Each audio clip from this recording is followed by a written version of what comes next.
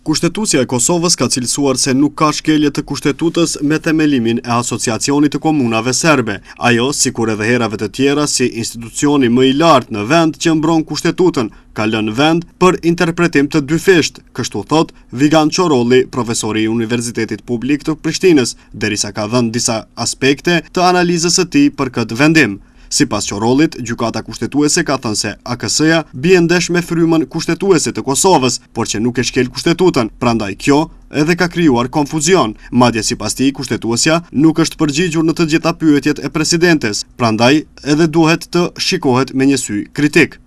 Kjo nuk kupton faktin që gjykata kushtetuese dje asociacioni nuk e ka shpall inekzistent, nuk e ka shpall nul, nuk e ka shpall të pavlefshëm, por që e ka leju funksionimin e vet, sepse në të kundërtën ajo ka thënë që obligimet ndërkombëtare Kosova duhet të përmbush, por që asociacioni në formën ekzistuese, siç është nënshkruar në gusht të këtij viti, bie ndesh me frymën kushtetuese ose me parimet e përgjithshme të Kushtetutës Kosovës, por që nuk shkel ndonjë specifik ose nuk shkel germën kushtetuese sipas presës dhe pikës së saj në interpretim literal do thëja. Por që gjykata kushtetuese ka qenë shumë konfuze në mos adresimin e plot të çështjeve të cilat janë ngritur nga presidentja. Gjykata e ka tejkaluar në një moment pyetjet dhe disa pyetje edhe nuk ju ka përgjigj fare, disa ju ka përgjigj në mënyrë abuzive, në mënyrë aluzive, të cilat momente edhe po krijojnë konfuzion në interpretime dhe duke mos arrit mi kënaq palët. Profesor Qorolli shprehet se kushtetuesja me këtë rast, sikur edhe herave të tjera, ka treguar se çka nuk duhet të bëhet e jo edhe si duhet të veprohet më tutje. Me këtë rast janë palët politike në Kosovë që duhet të ulen dhe të gjejnë gabimet e marrëveshjes dhe ato të përmirësojnë kur të bëhet statuti i Asociacionit të Komunave Serbe.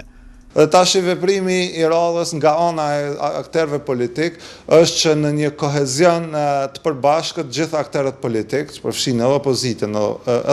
edhe opozitën, që tulen dialogojnë dhe t'i korrektojnë gabimet politike të cilat i kanë bë me nënshkrimin në Bruksel, dhe kjo nënkupton që ajo marrëveshje duhet të jetë asisoj, por që statuti i cili e përcakton normën ose funksionimin e atij asociacioni të mos i bëj gabimet sipas gjykata kushtetuese prapë po them nuk ka kallëzuar çka duhet përfshihet në statut, por i ka kallëzuar që në këto premisa ju nuk duhet i bëni këto gjëra. E para që lidhjet shkakore me disa asociacione të komunave serbe që lidhen në fusha të caktuara si shëndetësia, arsimi e kështu me radhë, nuk kanë të drejtë të kenë funksione ekstra shtesë siç mund t'i kenë pasur ose mund të jenë interpretuar ashtu, për dallim prej komunës ta zëm komuna e Ferizajt. Tash me këtë ne duhet sigurohemi që përfundimisht që komuna e Mitrovicës Veriut ose komuna Fqinje e Jonja këtu në Shtërps do të ketë ingerenca të njëjta sikur komuna e Ferizajt në administrimin e pushtetit lokal, sepse gjykata ka thënë që ligji për veçërisjen lokale duhet vlejë njëjtë dhe njëtrajtshëm për gjitha komunat.